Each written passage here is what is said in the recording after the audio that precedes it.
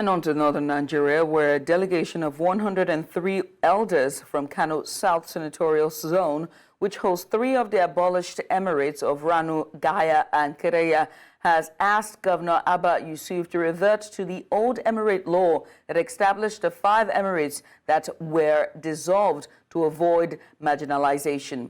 The delegation, consisting of former commissioners and others, was led by Musa Salihu Doguwa, a former commissioner under the Ibrahim Shukura administration. Doguwa called on the state government to consider the social and infrastructural development achieved after the creation of those 5 Emirates by the immediate past government of Abdullahi Ganduje.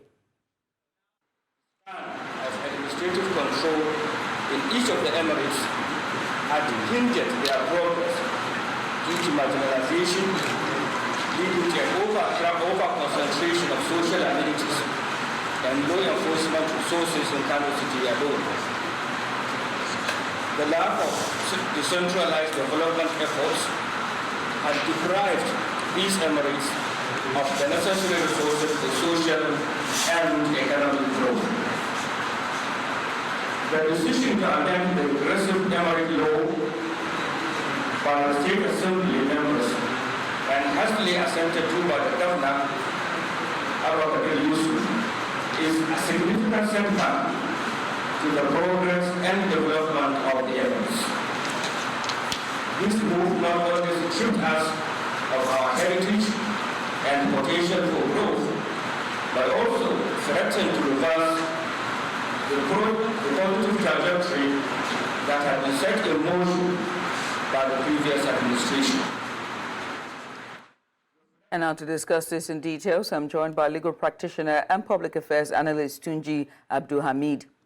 Tunji, many thanks for coming on. Let's get started. What are the legal, constitutional, better yet, what are the legal, and constitutional provisions regarding the appointment and removal of emirs in Kano State? Thank you for having me.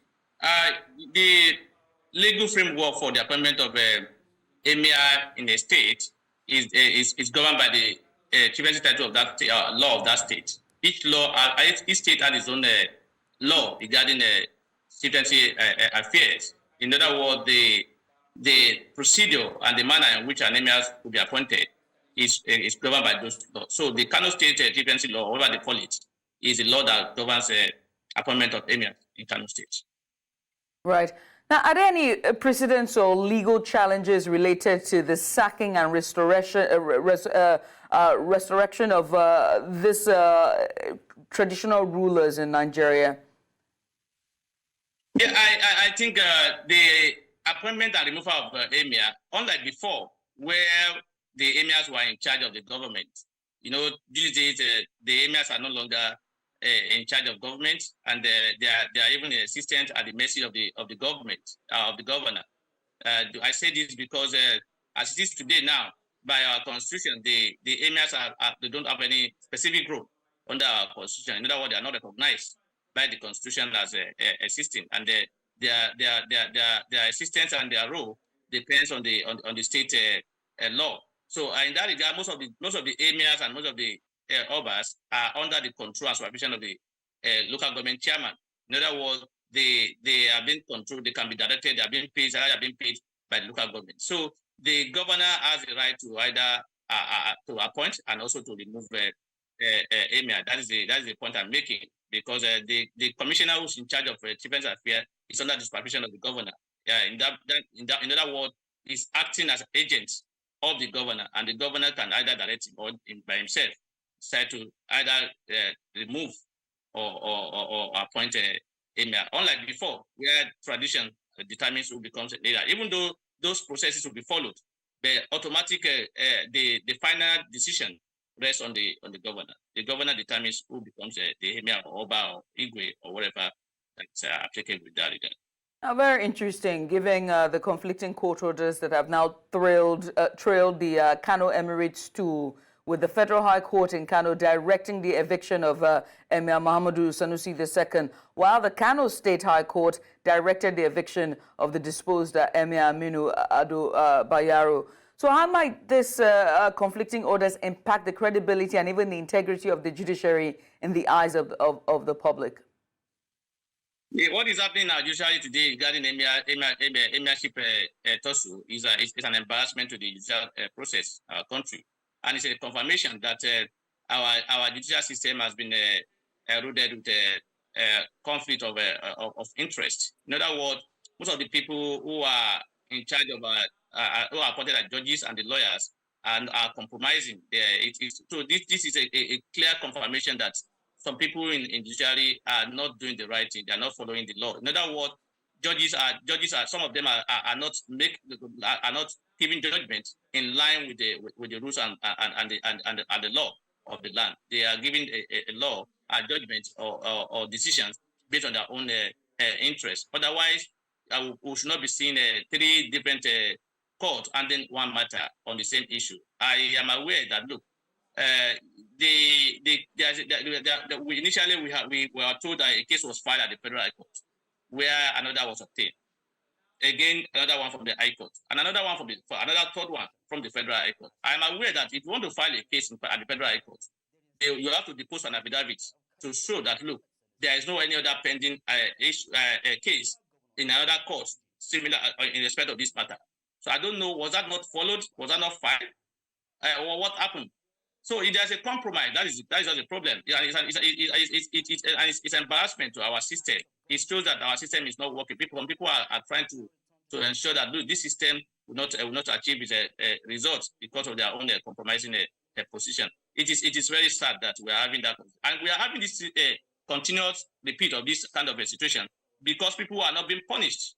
People are not being punished. No, you will not see anybody being punished because this is not the first time. We have seen a situation whereby we have about 5 different orders of court from a different court in this country. In fact, I think it's Abia or Imo State, there are an issue. People go as far as Kebbi, Kano, and Kaduna to go and obtain an order in respect of matter in Abia State.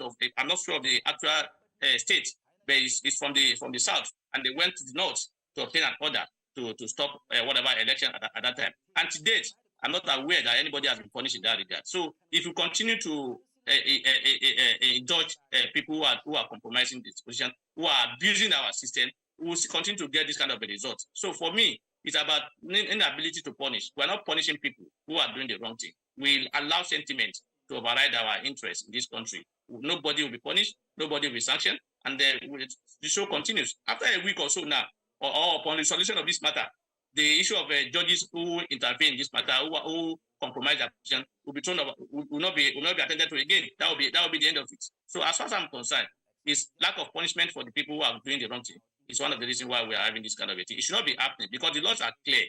We know the kind of cases the High Court can handle. We know the kind of cases the Federal High Court can handle. And in this instance, the third court at the Federal High Court will not tell me it's not aware that there are other cases already pending before where others have been made. He will not tell me that. I am aware also that the judge is not supposed to look outside the court to get his information. But as a judge, you are not immune from the society. You know what is going on. You can ask questions. I am aware there's a case already in this matter. Please, can you address me to let me know whether this case and that other case are the same? In that regard, you'll be able to know whether or not you are entering into a case that you're supposed to handle or not to handle. So but because of the personal interest, they won't do that. And in that regard, we'll be seeing or having a conflict of order from the same court of this same jurisdiction. Because Federal High Court, they are the same coordinate jurisdiction. They are on the same level as in our ranking in Nigeria. We wait to see what the resolution will be for the conflicting orders, because we know now that the CJN has now called both judges to Abuja. So we wait to see what the resolution will be. But until then, only time will tell. That will bring out a sanction on those earning judges and lawyers. I just hope so. We wait to see that as well. If one thing we know for certain is that consequences are not as heavy as they ought to be. But Tunji, many thanks for coming. I appreciate you for doing this with us. Thank you for having me. It's my pleasure to be with you. Thank you. Thank you.